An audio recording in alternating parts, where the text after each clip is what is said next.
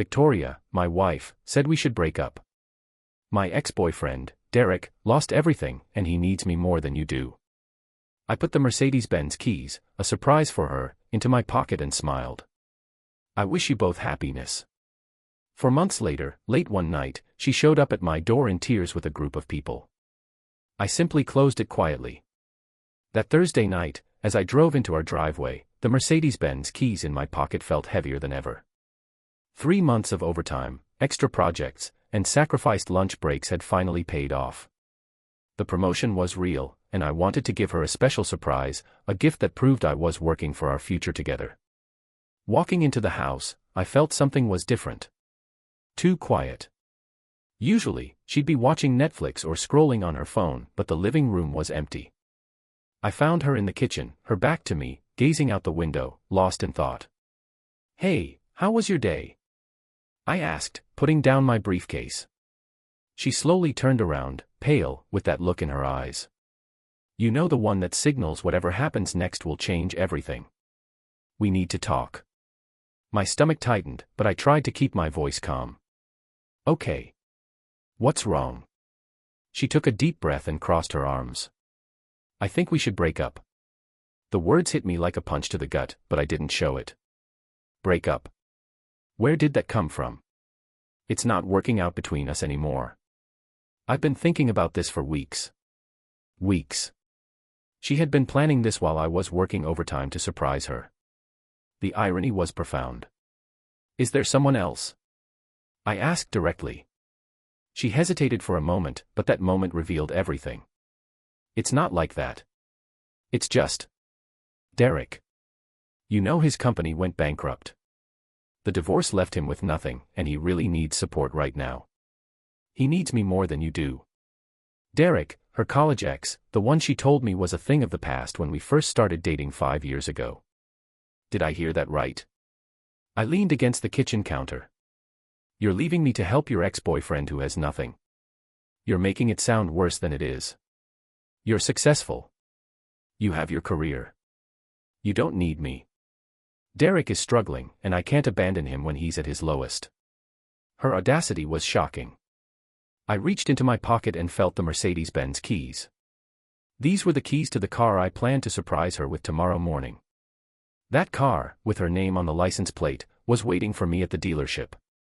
"So you've planned everything, haven't you?" I said calmly. "I know it's hard to understand, but I have to do the right thing. Derek and I have a history. The way we understand each other." I raised my hand. "Stop. Don't say another word." She seemed surprised by my tone. Perhaps she expected me to beg, to fight for her, to deliver a dramatic speech about our marriage. Instead, I walked to the kitchen drawer and pulled out a notepad. "Here's how this is going to go." I scribbled a name and phone number.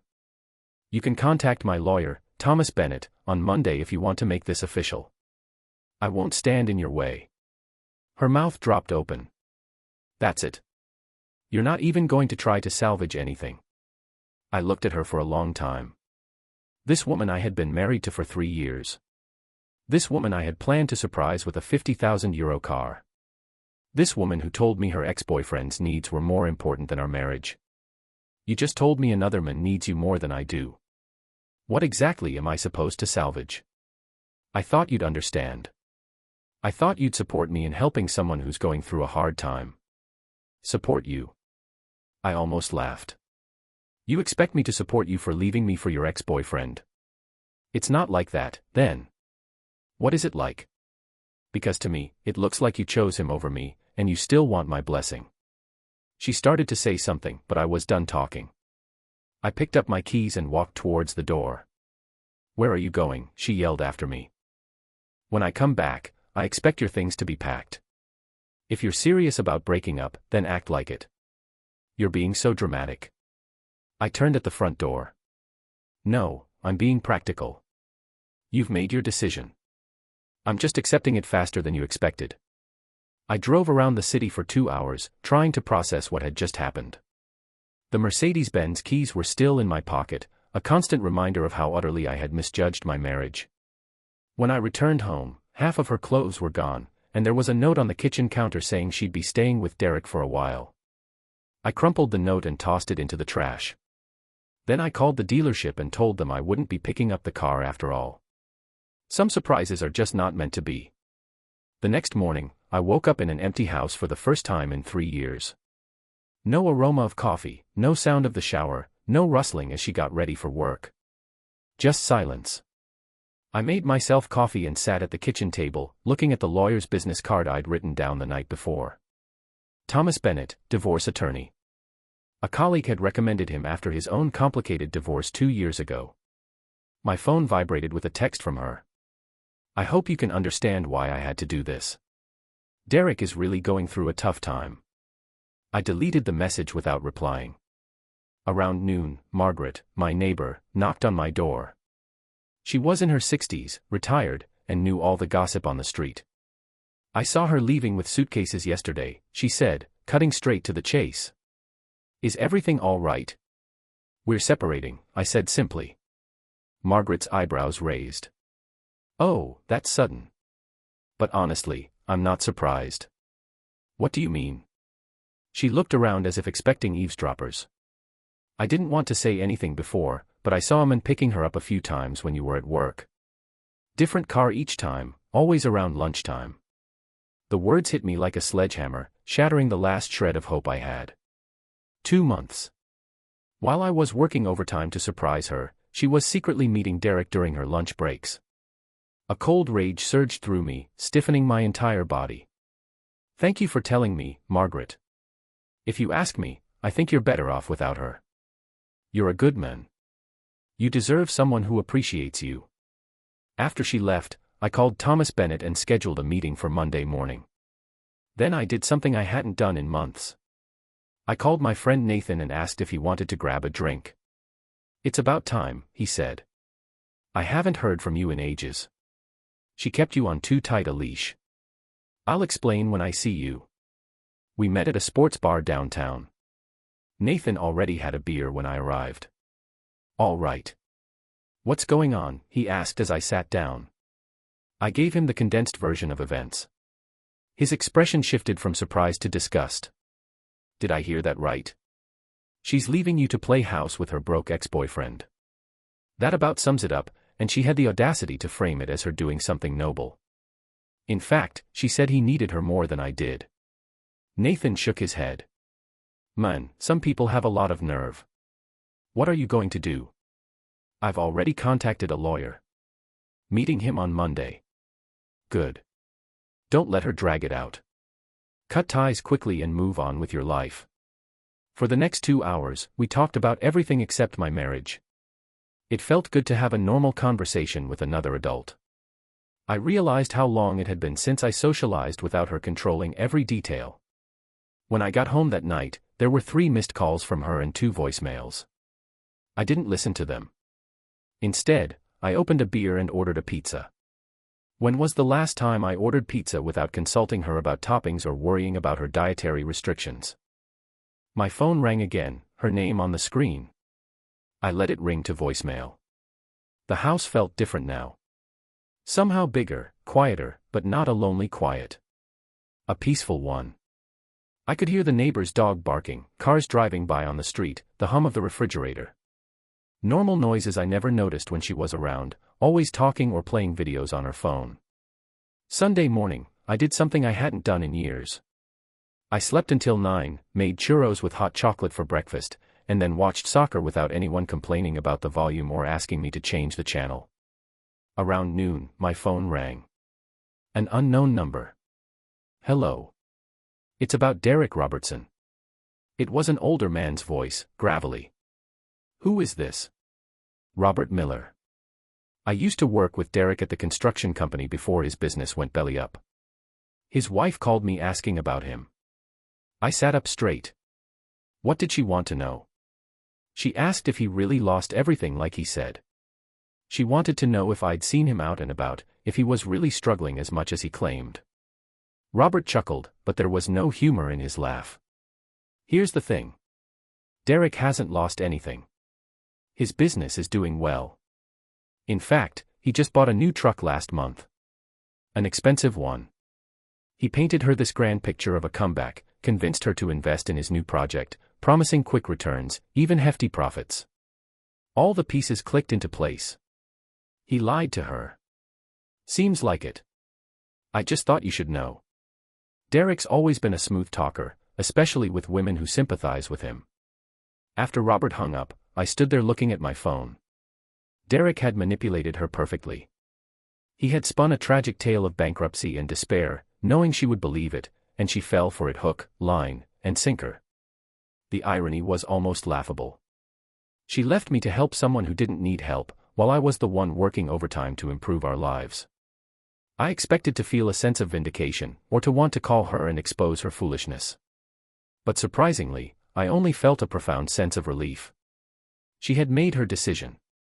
The fact that this decision was based on a lie only spoke to her ignorance in making good choices. Monday morning, I woke up with a sense of purpose I hadn't felt in months. I met Thomas Bennett at 9.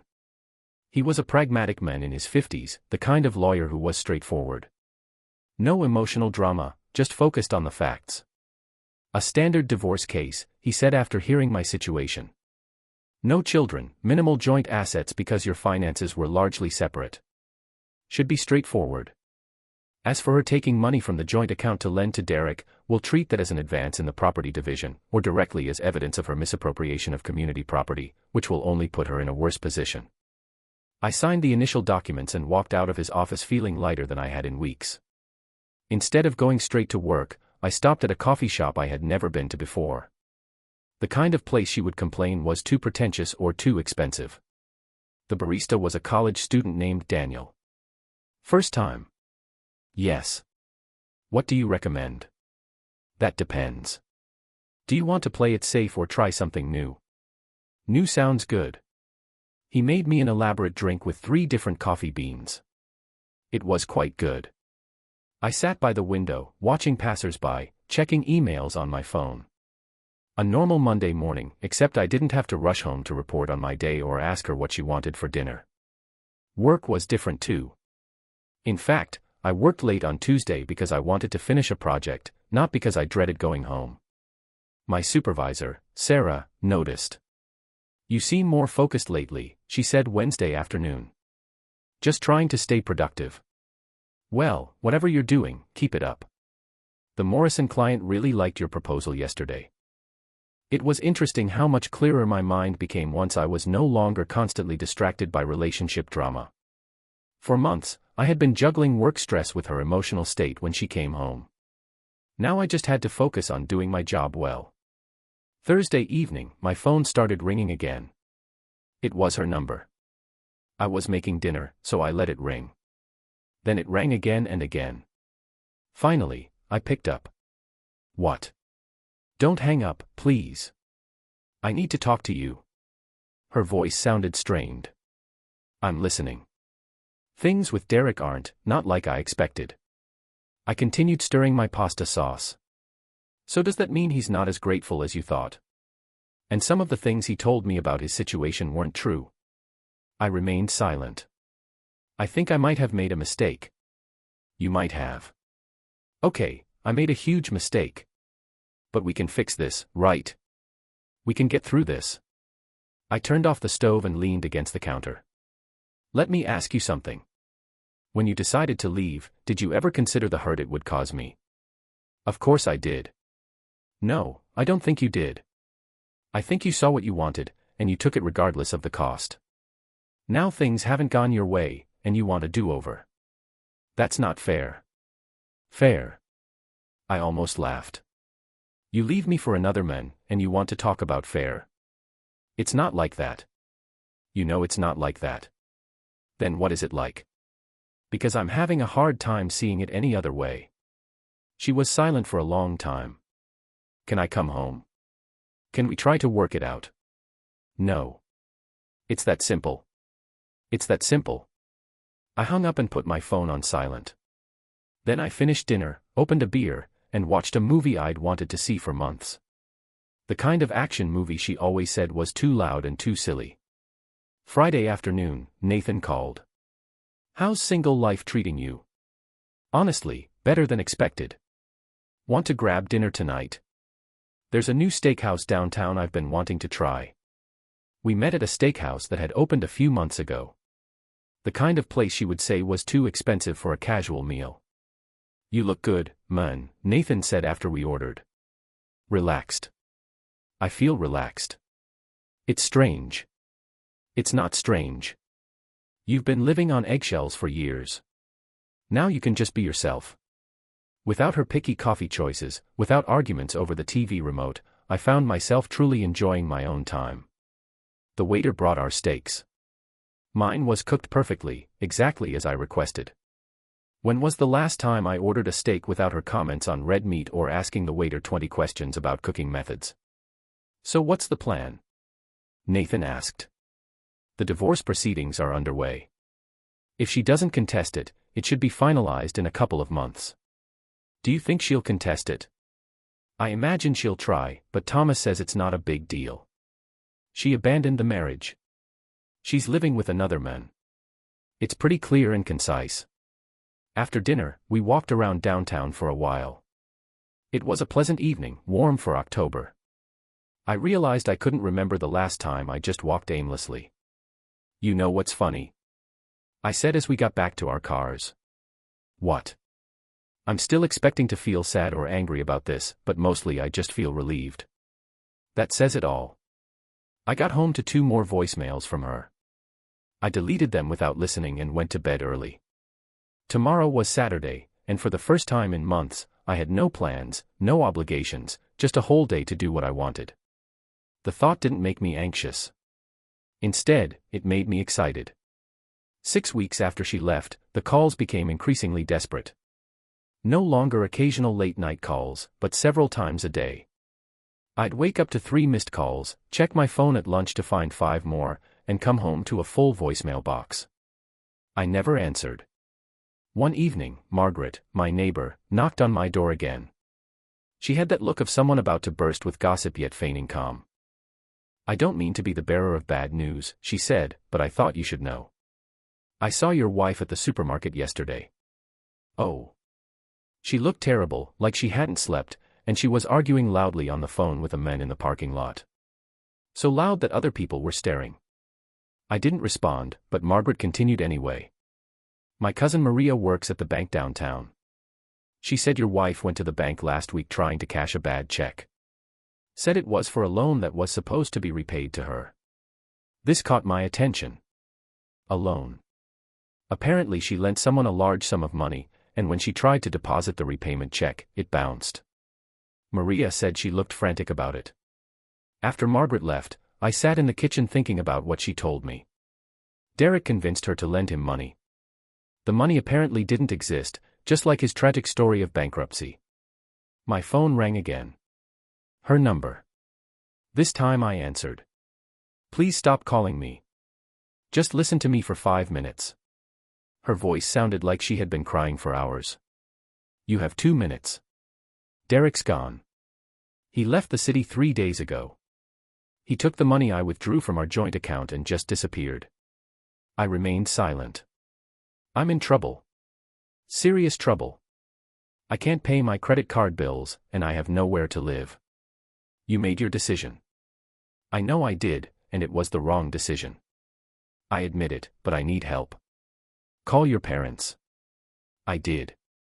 They don't want to talk to me. My dad said I made my bed and now I have to lie in it. A smart man. What about your sister, Catherine? She said the same thing. Everyone thinks I'm an idiot for leaving you. They're not wrong. She started crying harder. I know I hurt you. I know I ruined everything good we had, but I'm desperate. I have no one else to turn to. You should have thought of that when you left me for another man. It wasn't supposed to be like this. He said he just needed help to get back on his feet, and then we would build something together. He made it all sound like we had a future. And you believed him. I know how it sounds. I know I was naive, but I really thought I was doing the right thing. I looked around my kitchen. Clean countertops, no dirty dishes in the sink, no clutter anywhere. Where are you living now? A motel on Highway 45. The kind you pay for by the week. It's all I can afford. Highway 45. I knew the place. Not dangerous, but certainly not pleasant. I'm sorry to hear that. Can I come home? Just temporarily, until I figure out my next steps. No. Please. I'm not asking to get back together. I just want a place to stay until I sort out this mess. The answer is still no. What's the harm in letting me sleep on the couch for a few weeks? I almost laughed. Because you're no longer my responsibility. You left, remember? You chose Derek over me. That it didn't work out doesn't make it my problem. I made a mistake. A terrible mistake. Are you really going to let me be homeless? You didn't make a mistake. You made a series of decisions.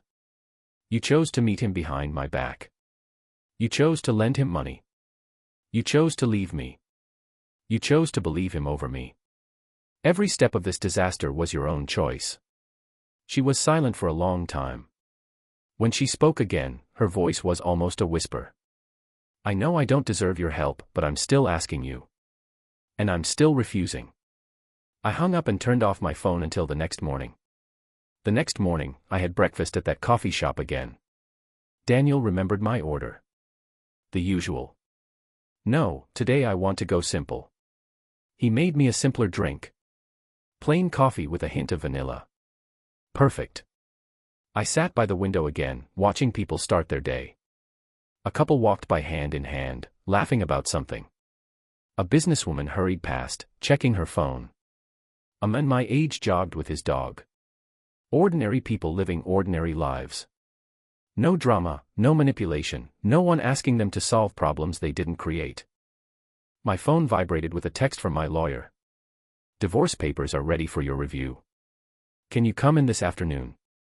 I replied, be there at 3. When I arrived at Thomas Bennett's office, he had everything laid out on the table. She hasn't responded to any of our attempts to notify her, he said. We may need to publish an announcement in the newspaper if we can't find her current address. Try the Sunset Motel on Highway 45. He raised an eyebrow but wrote it down. This should be resolved next month. She has 30 days to respond once we notify her, but given her circumstances, I don't anticipate any opposition. Walking back to my car, I felt something I hadn't experienced in years. Complete control over my own life.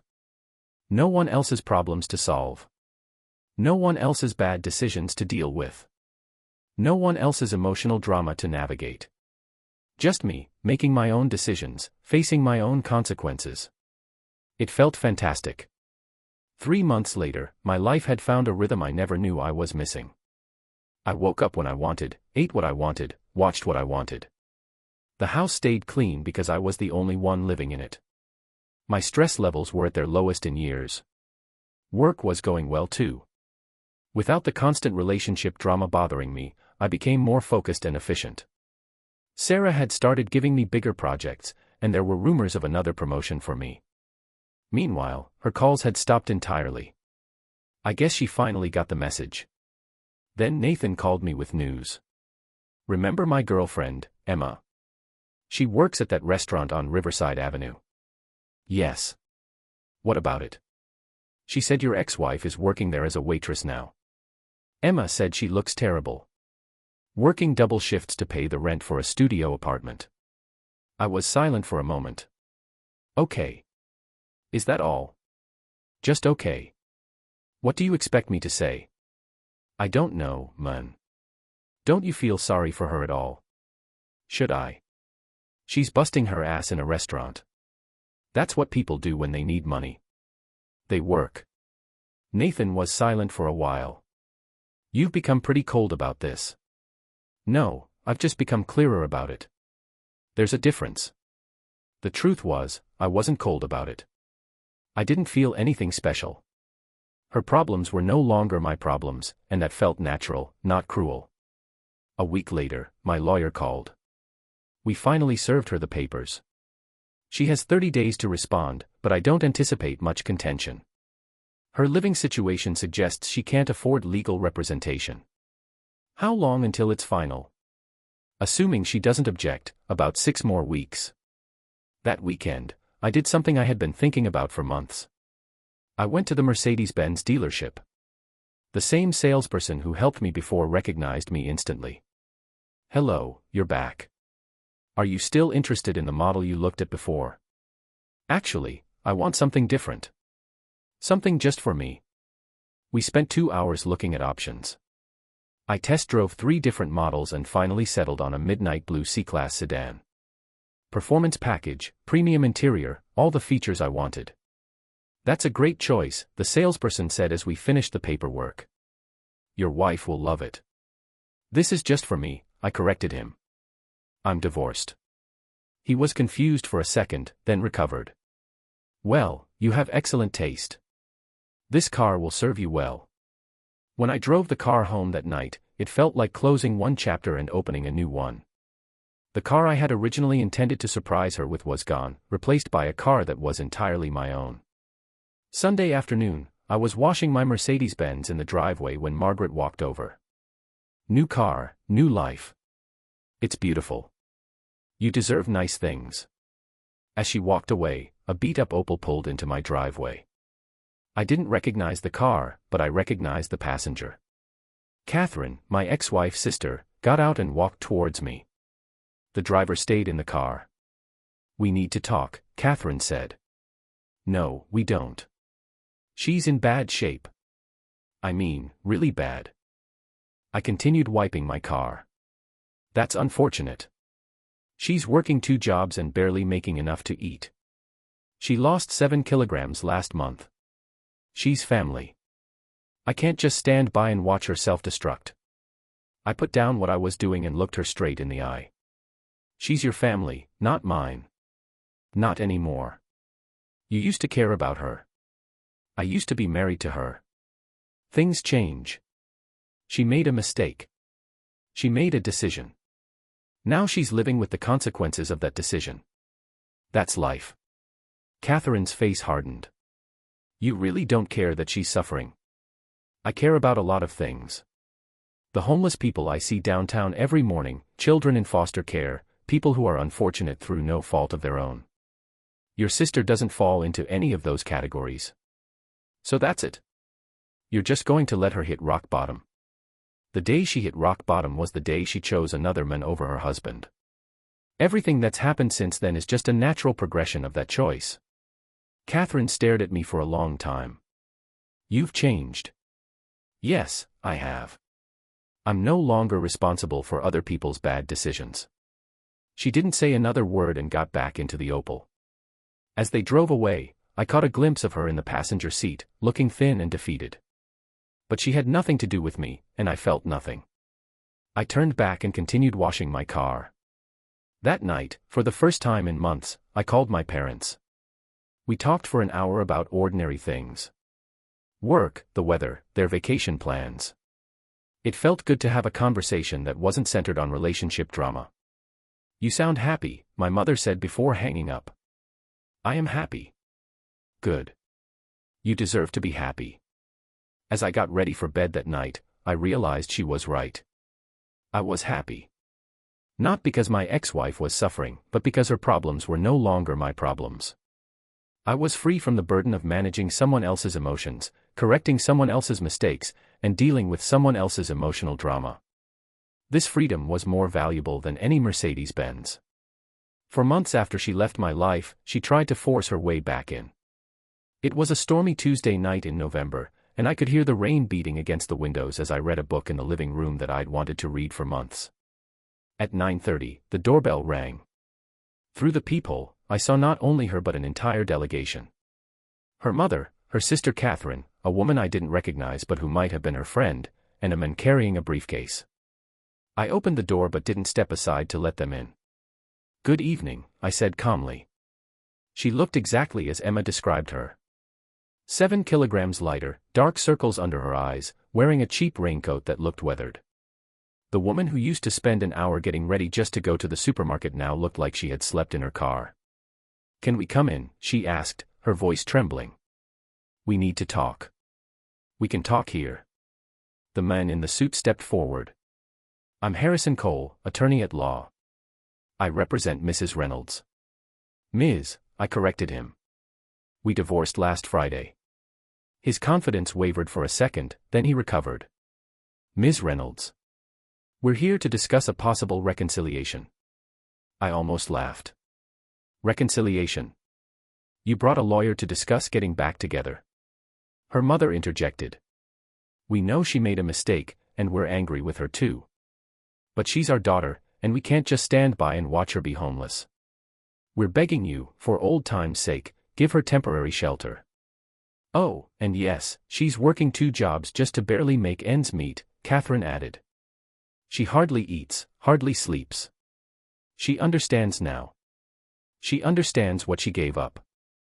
I looked at each of them, then back at my ex-wife. Let me get this straight. You've brought your mother, your sister, your friend, and a lawyer to my house at 9:30 at night in the rain to tell me you've learned your lesson. I know how it looks, she said, stepping closer. But I had to try. I had to make you understand how sorry I am, how much I regret everything I did. You think an intervention is the solution? The lawyer cleared his throat. There are legal avenues we could explore if you were willing. I raised my hand. Let me save everyone some time. I walked to the porch and closed the door behind me. All 5 of them now stood in the rain, looking at me expectantly. For months ago, you told me Derek needed you more than I did. You left our marriage to help another man. You took money from our joint account to lend to him. You lied to me for months before you left, meeting him behind my back. I know, but I'm not finished. My voice was calm but firm. You chose him over me. Not once, but repeatedly. You chose to believe his lies over your husband. You chose to prioritize his needs over our marriage. You chose to leave. The rain intensified, but no one moved. Now Derek is gone. Your money is gone. Your family won't help you, and you're working in a restaurant, struggling to pay rent for a studio apartment. And suddenly you want to come back. It's not like that, she said desperately. Then what is it like? I made a mistake. A huge mistake. But people make mistakes. People learn from them. We can rebuild from this. I shook my head. You didn't make a mistake. You made a decision. You saw what you wanted, and you took it. The only thing you regret is that things didn't go your way. Her friend stepped forward. She's been punished enough. She's learned her lesson. Punishment. I looked her straight in the eye.